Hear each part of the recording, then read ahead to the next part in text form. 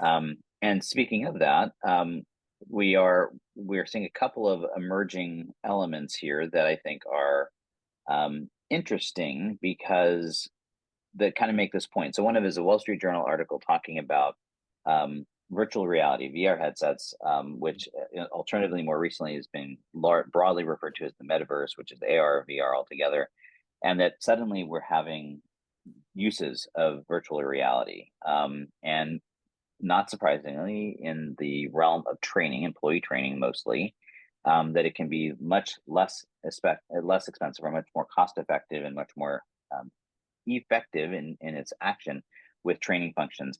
And I love this because I've remained bullish on the metaverse really since we started talking about it. AI came and sucked all the air out of the room, and Meta, which literally changed its name to go and invest in this, had to all but abandon talking about it.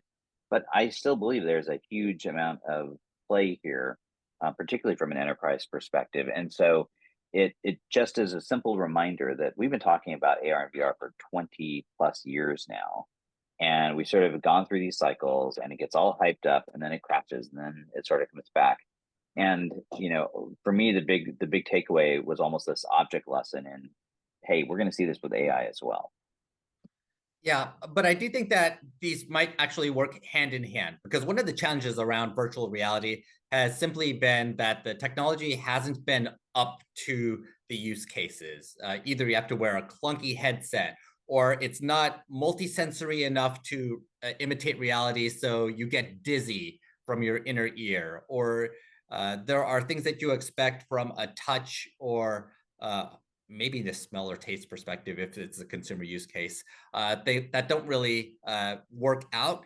And I think we're getting closer to being able to replicate some of these things through AI, where either generative AI or specific sensors are able to provide some of that feedback.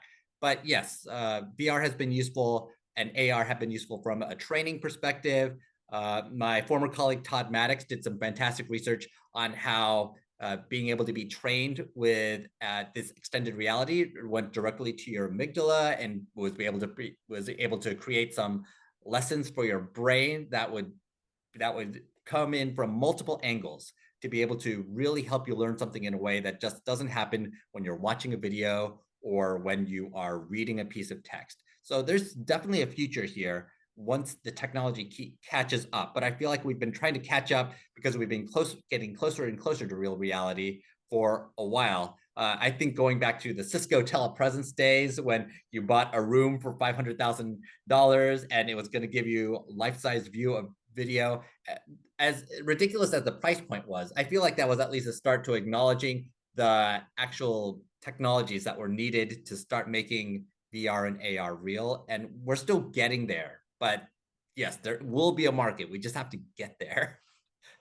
I agree, and I think and I think you're right. That's the other big lesson is these technologies playing each other. I think one of the big hiccups, particularly one of the use cases is like HR training, and one of the big hiccups was it's like the best I could do is record videos and try to use some clunky technology to play the right video based on your answer. Well, now I've got generative AI that if I use it properly, it can potentially actually create a true role playing type environment where I can see the consequences of those actions if I've trained a model appropriately. So, I mean, to me, the big lesson here isn't, that you should go invest in VR, although I think you should be looking at it. I think it's a great technology that has a place.